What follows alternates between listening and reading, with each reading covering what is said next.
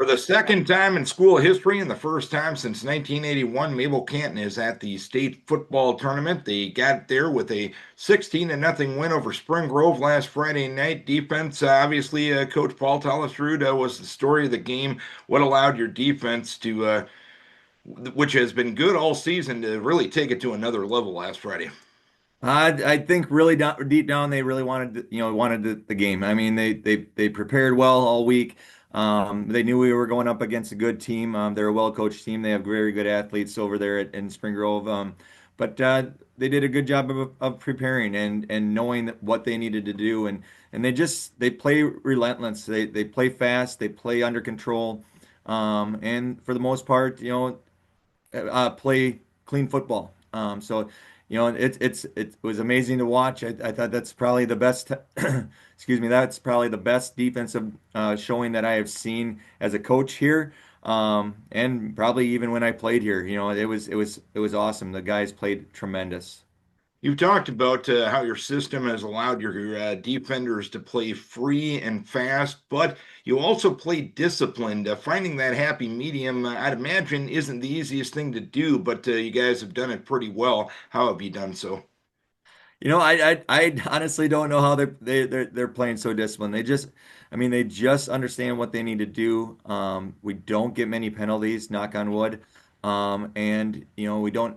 They just they understand what the other team is doing. Adam's doing a great job with those guys over there and preparing them, and they're buying in, and they're playing fast, they're playing free, they're having fun, and that's what's the most important. And on the offensive side, you were able to control the line of scrimmage and got the ball in the end zone a couple of times. There were some drives that you didn't finish, but once you started finishing drives, points went on the board. How describe the collective process of moving the football last Friday?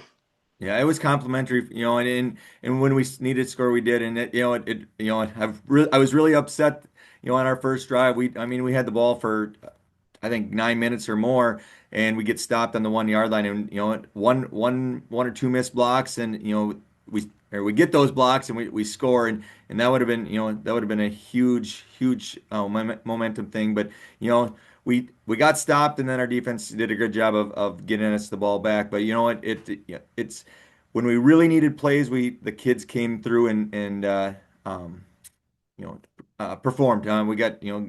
We got some third down conversions, third and mediums, which is tough to do against a good defense that flies around it as well. So and I'm just proud of the guys, and when we need to make plays, they make plays, and they play hard. They played to an empty bucket on Friday. And based on what you're telling me, some may think from the outside looking in is, hey, you're at the state tournament, you're celebrating, and you got to flip that switch back. I'd imagine your kids have already flipped that switch back based on what you're telling me. Is that fair to say? Yeah, absolutely. Our season doesn't want to be done, and we want to prepare as much as we can. And they're hungry. They're hungry. And it's been a little tough to get kids you know, to watch the state tournament. When you're not playing in it. But our booster club has helped provide a busing for us. So and when I took over, we started going back to the state tournament. When I played, we went to the state tournament and watched those games. But when I started again, we took that the entire team up and watch. And they want this opportunity to play at US Bank, but we got to take care of Hillcrest on Thursday, and one step at a time. You'd be 1-0 this week, but that's their hunger. They want that opportunity. And Hillcrest Lutheran Academy is going to be your opponent. What have you been able to find out about them watching their film? They're big. They're athletic. Their quarterback is really good. The one thing that's nice about what they do, we prepared against two teams that run similar offenses to what they do in the last 2 weeks. So, Spring Grove and Leroy, they kind of run a 2-by-2 with some empty, but that's stuff that we've seen the last 2 weeks. So that makes it a little bit easier in our preparation. But they're big up front. They got tall, quick receivers. The quarterback is, like I said, really good. They attack on defense. It's going to be a challenge, no doubt about it. There's a reason why they're there. So I mean, it comes down to us preparing, and then once we get to the game, be disciplined, be us, do what we have done this entire season. And it's a 3 hour bus ride coming up on Thursday night. As we said, that beats the heck out of not playing a football game on Thursday night. How do you go about managing the long bus trip and making sure your guys are going to be as fresh as possible come 6 o'clock?